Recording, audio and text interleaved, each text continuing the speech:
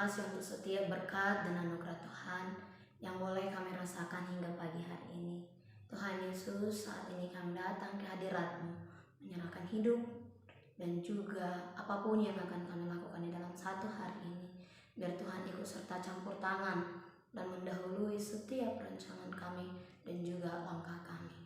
Terima kasih Tuhan, kami serahkan hidup kami melalui renungan pagi kami hari ini. Biar Tuhan yang menyelawat kami dan membimbing kami. Karena itu Tuhan, kami sadar juga kami adalah manusia yang berdosa. Ampuni kami Tuhan agar kami layak di hadapan-Mu. Berfirmanlah Tuhan, karena kami sudah siap untuk mendengarkan. Amin. Selamat pagi untuk kita seluruhnya, jemaat Tuhan yang terkasih. Di dalam nama Tuhan Yesus Kristus yang menjadi nats renungan untuk kita pagi hari ini diambil dari kitab 1 Korintus 15 ayat yang ke-28.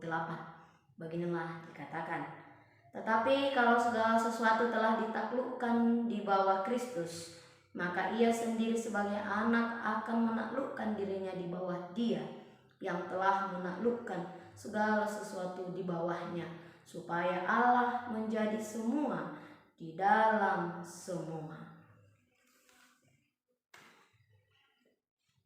Alai dum tuduk saluhut nai tu ibana disima dohot anaki sadiri uduk tu napa tudukun saluhut tu ibana asa debata gabi saluhut di bagasan saluhut.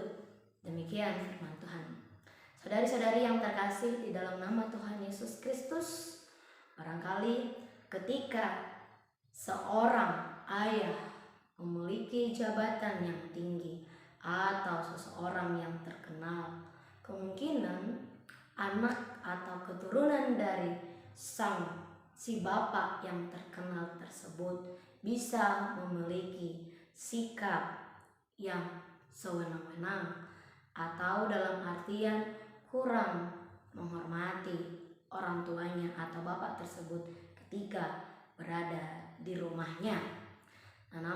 Tetapi pada hari ini kita diingatkan atau disampaikan oleh pemberitaan Paulus bahwasannya Yesus Kristus sebagai anak Allah yang notabene-nya memiliki hakikat yang sama dengan Allah.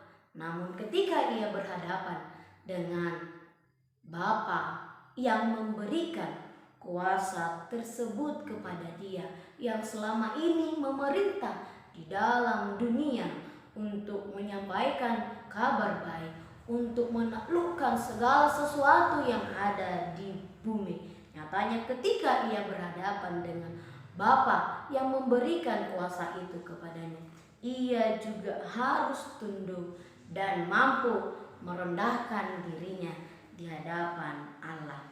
Saudara-saudari yang terkasih di dalam nama Tuhan Yesus Kristus, kita tahu bahwa masa pemerintahan Yesus Kristus di bumi merupakan sebuah kemasyhuran, merupakan sebuah pemberitaan yang sangat diagung-agungkan dan juga sangat mulia. Tetapi disinilah letak kerendahan hati Yesus ketika ia juga harus mempertanggungjawabkan segala sesuatu yang ia lakukan kepada Bapa yang memberikan kuasa tersebut kepadanya. Yesus Kristus sendiri telah mati kala itu, tetapi kematiannya tidak berhenti hanya pada kematian tersebut. Karyanya tidak berhenti ketika ia sudah mati, tetapi Yesus sendiri bangkit dan hidup untuk selama-lamanya, dan kerajaannya takkan pernah berhenti. Inilah menjadi salah satu kemenangan bagi orang Kristen yang tidak tertandingi oleh siapapun, karena Yesus menaklukkan kematian itu dan bangkit memerintah untuk selama-lamanya. Ia memperjuangkan apa yang ia perjuangkan selama ia memerintah di dalam dunia.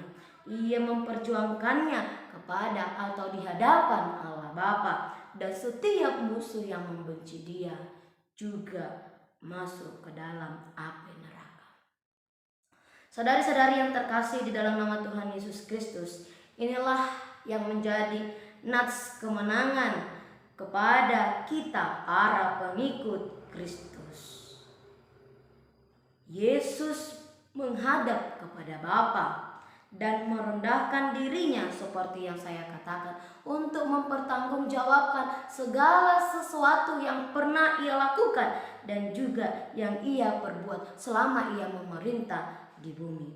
Sebab Bapalah yang memerintahnya untuk melakukan segalanya itu. Itu mengapa dia harus tunduk kepada Bapa, sekalipun dia mampu untuk menaklukkan segalanya selama ia berada di dunia. Tetapi kalau ia menghadap kepada Bapa, dia atau Yesus harus mempertanggungjawabkan dan menunjukkan sifat atau karakter yang tunduk kepada Bapa yang memberikan wewenang itu kepadanya ketika ia berada di bumi. Saudari-saudari yang terkasih dalam nama Tuhan Yesus Kristus, ketika Yesus berada di dunia, ia juga hidup sebagaimana manusia semestinya.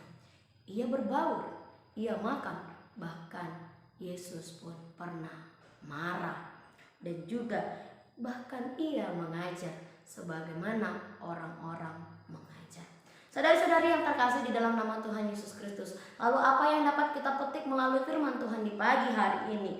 Bahwasannya melalui renungan hari ini kita diingatkan hal ini terjadi atas keinginan Allah sendiri. Segala sesuatu, kemenangan, kebangkitan Yesus dan juga pemerintahan Yesus ketika ia di dunia merupakan sebuah inisiatif dan keinginan Allah itu sendiri, bukan atas dasar keinginan manusia, melainkan Allah yang berinisiatif untuk menyelamatkan manusia. Yang kedua, kita diajarkan bahwa segalanya itu dilakukan semata-mata juga untuk menyelamatkan manusia dari kematian yang abadi. Sesungguhnya kitalah yang patut mati dan dihukum oleh karena dosa dan kejahatan kita. Tetapi kasih Allah yang begitu besar menyelamatkan kita dari kematian itu. Itu mengapa kita patut untuk bersyukur tanpa bertanya mengapa.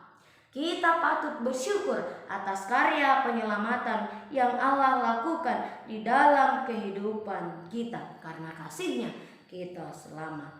Lalu apa yang harus kita lakukan? Apa dan bagaimana respon kita sebagai orang yang diselamatkan agar karya penyelamatan yang Allah berikan tidak menjadi sia-sia? Bapak, Ibu, saudari-saudari yang terkasih, kita harus siap memberitakan karya keselamatan itu ke seluruh dunia dan ke seluruh manusia.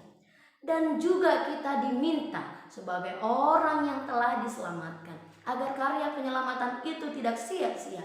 Kita juga harus mengalami siklus perubahan.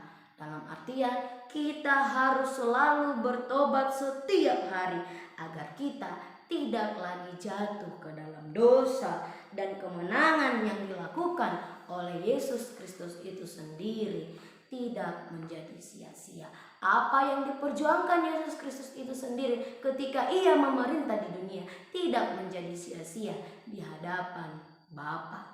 Oleh sebab itu, saudari-saudari, disinilah kita melihat kerendahan hati Yesus Kristus, dan juga semuanya ada di dalam Dia, seperti yang dikatakan oleh Paulus di dalam Korintus 3 ayat 23. Tetapi kamu adalah milik Kristus dan Kristus adalah milik Allah. Maka marilah kita seluruhnya datang menghadap Dia dan memberitakan karya keselamatan yang Allah lakukan dan hidup bersyukur dan juga bertobat agar segala perjuangan yang dilakukan Allah menjadi kemenangan abadi di dalam kehidupan kita. Amin. Selamat pagi, selamat berkarya. Tuhan Yesus memberkati. Shalom. Kasih karunia dari Tuhan Yesus Kristus serta kasih setia Allah Bapa dan persekutuan Roh Kudus memberkati dan menyertai kamu sekalian hari ini, esok, dan sampai selama-lamanya. Amin.